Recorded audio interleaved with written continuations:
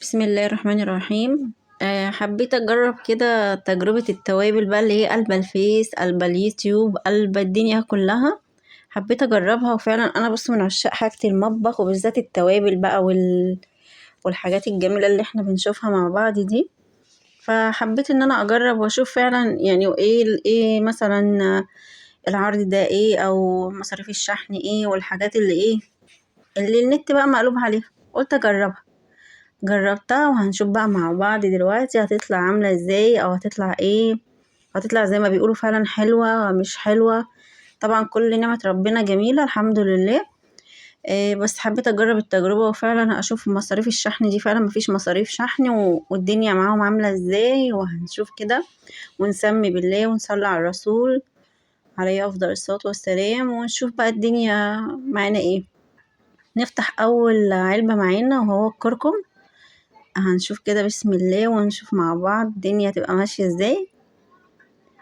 هما طبعا العلبة محكمة جدا ومتغلفة جامد وحلوة جدا يعني اللي هو مش عارفة افتحها يعني بصوا مضغوطة.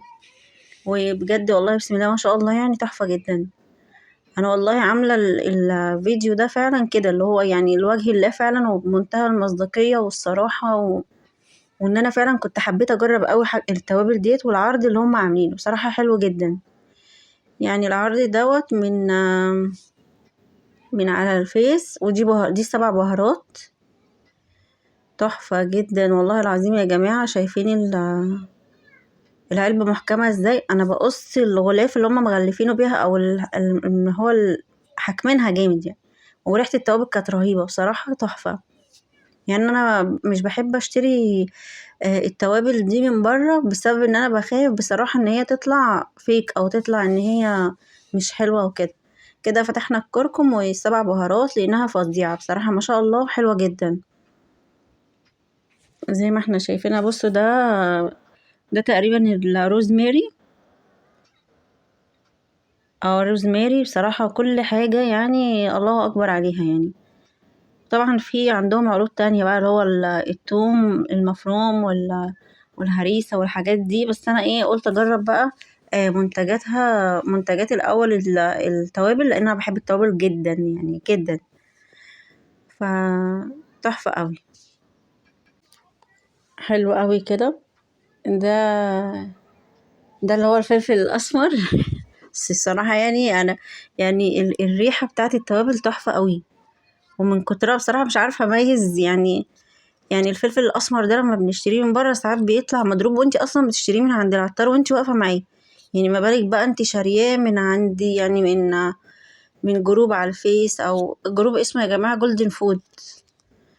تحفة قوي تحفة بجد والله منتجات جولدن فود دي جميلة قوي والله وانا والله عاملاه لوجه الله كده اللي هو يعني بقول رأيي بصراحة لاني كنت وعدتهم قلت لو التوابل طلعت حلوة هتعامل معاهم على طول ان شاء الله. دي الكزبرة اللي هي الجافة وكل حاجة ما شاء الله يعني جاية مطحونة وحلوة قوي احسن ما بتشتريها من عند العطار اصلا وانتي واقفة. وفعلا ما فيش ديت شطة يعني وما أدراك الشطة يعني كانت فظيعة بصراحة ريحتها نفاذة. نفاذة جدا يعني.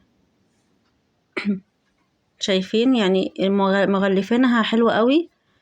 والله العظيم والله العظيم بجد مش كلام بس هي حاجات حلوة قوي ونضيفة ومش مطربة بقى ولا مثلا سكة ولا مخلوط عليها حاجة لأ هي التوابل جاية بما يرضي الله وبمصداقية حلوة قوي. دوت ورق الغار. ورق الغار ده يا جماعة عايزة اقولكوا انا بعشقه يعني. في الشوربة في اكلات كده معينة ممكن تحطوها فيها تحفة قوي. ورق الغار ده اصلا بيجي اللي هو الورق اللوري. اللي هو الورق اللوري اللي بيبقى عامل زي ورق الشجر ده او زي ورق الجوافة بصوا هما طحنينه. طحنينه زي ما احنا شايفينه كده تحفة والله وهمي وهمي بجد والريحة ما شاء الله بجد حلوة قوي. يعني والله انا مش مستفاده حاجه يعني بس ان انا ايه حبيت اقول لكم. وده الكاري بقى حبيت اقول لكم رايي بصراحه والله الله يبارك لهم بجد فعلا. حاجه حلوه قوي. وخدمه التوصيل جميله جدا ان هم يعني مجانا مش بياخدوا منكم ولا شيلين حتى ولا جنيه.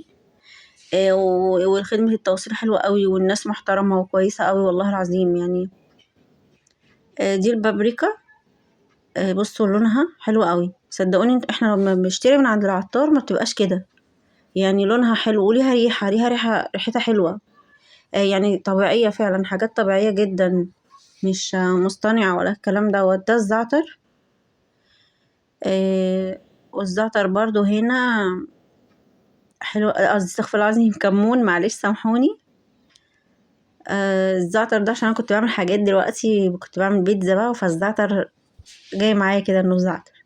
ده كمون بصراحة. يعني انا ما باجي اجيب كمون او الحاجات ديت برضو مننا ساعات بتطلع مش حلوة، فان انا كنت بجازف ان انا اشتري العرض ده، والعرض ده يطلع ما شاء الله كله حلو كده. يعني الله يبارك لهم ويجازيهم كل خير يا رب. طبعا اكيد كلنا ممكن نكون شفناه، اكبر القنوات عملت ريفيو للتوابل ديت، او عملت قالت رأيها برضو، وفعلا يعني ان هو حلو او مش حلو. فانا والله العظيم فعلا ربنا يبارك لهم ويجازيهم كل الخير. وحبيت بس اشارككم معايا الحاجة البسيطة دي، واقول رأيي، وربنا يجازيهم خير. وطبعا خدمة توصيل مجانا لمنتجات جولدن فود، تحفة، أو فودز زي ما هما كاتبينها، يعني عشان بس ايه نبقى قايلينها بصراحة. والله يبارك لهم. ومفيش خدمة توصيل ولا شحن ولا الكلام ده، هتدفعي العرض ده كله ب100 جنيه، 10 علب ب100 جنيه بس، ولا في خدمة توصيل ولا أي حاجة. لو حبيتي انتي بس تدي حاجة للي هو جايلك بس شحن كده، يبقى ده منك انتي، حاجة بتاعتك انتي. وربنا يجزيهم خير، واشوفكم بقى على خير، والسلام عليكم.